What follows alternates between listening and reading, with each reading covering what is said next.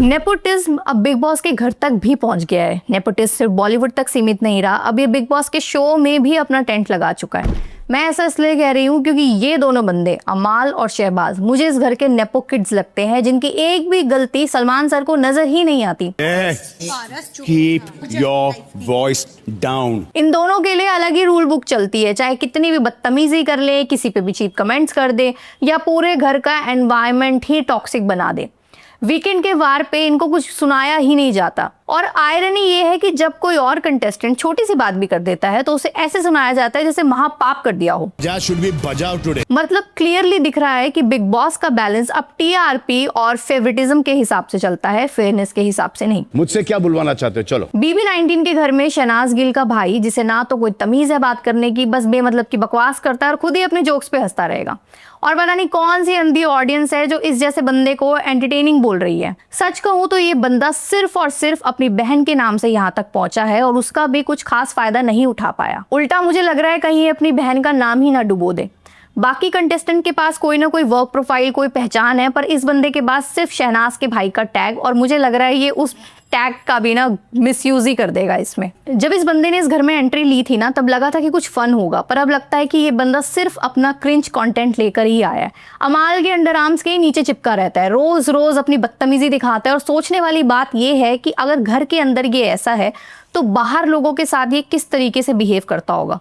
प्रणीत मुरे की शक्ल और नोज पे कमेंट करा इसने, मतलब खुद की देखी है कभी? और आयरनी देखो कि सलमान सर हर वीकेंड पे आते हैं और इस बंदे को बस बटरिंग करते जाते हैं। Without knowing anything, you are reacting to it.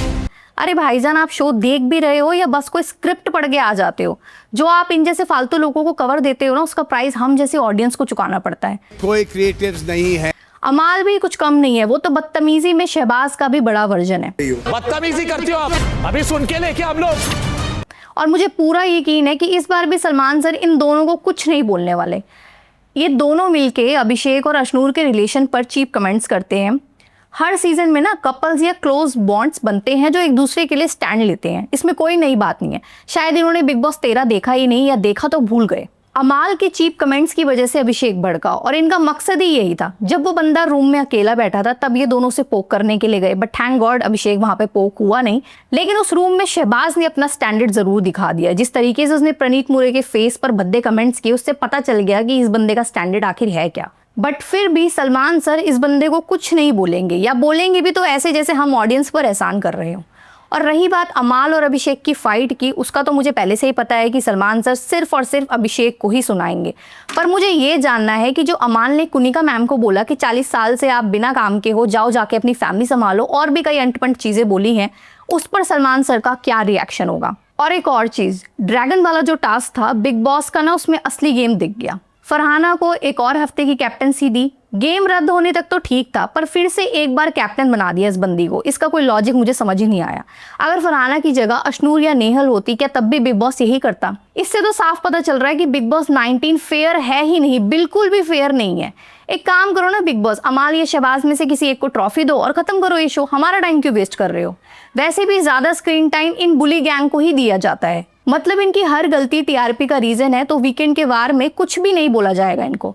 हद है भाई। ये चीजें साफ शो कर रही है कि ये दोनों अमाल और शहबाज नेपो किड्स हैं, जो बिग बॉस में साफ लग भी रहे हैं, जिनकी हर गलती पर वाइट वॉश किया जाएगा।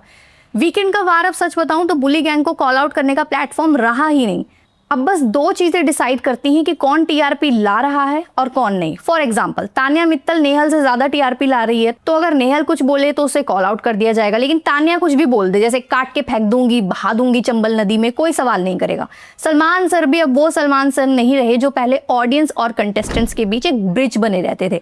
अब उनका इनपुट बिल्कुल भी फेयर नहीं लगता, बस बुलीज के ईगो इन्फ्लेट करने का काम कर रहा है। और आप में से कितने लोग मेरी इस बात से सहमत है, कमेंट में जरूर बताना।